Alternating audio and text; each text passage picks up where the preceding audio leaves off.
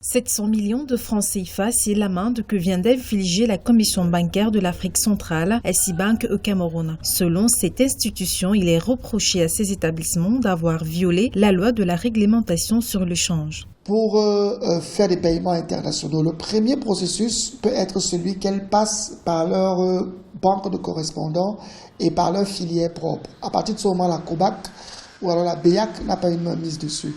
Mais les banques peuvent aussi passer par le guichet de la BEAC et à partir de ce moment-là, effectivement, quand la BEAC a déjà validé, la banque doit pouvoir régler le paiement dans les 2 jours. En mars 2019, le gouverneur de la BEAC avait indiqué mettre à la disposition des agents économiques les devises sollicitées par ces derniers dès lors que les dossiers soumis sont conformes aux exigences de la réglementation d'échange. Pour le gouverneur de la BEAC, la stabilité de la monnaie dans la zone CEMAC est confortable en croit son taux de couverture. C'est pas vrai, parce qu'à partir du moment où on a un taux de couverture de la monnaie qui n'est que de 62%, ça veut dire qu'au moins une bonne partie des personnes qui demandent d'accéder aux devises via le circuit formel de la BEAC ne peuvent plus l'obtenir aussi facilement. C'est d'ailleurs pour ça qu'il y a eu explosion de la demande sur le marché parallèle et par conséquence qu'il y a eu une augmentation des frais qui récemment a fait penser à certaines personnes qu'on est dans le cadre d'une dévaluation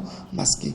Rappelons que ce n'est pas la première fois que ces banques reçoivent des sanctions. En 2018, déjà, le gouverneur avait rendu des sanctions contre les managers de ces institutions bancaires pour les mêmes motifs, non-respect des normes prudentielles et violation de la réglementation sur le change.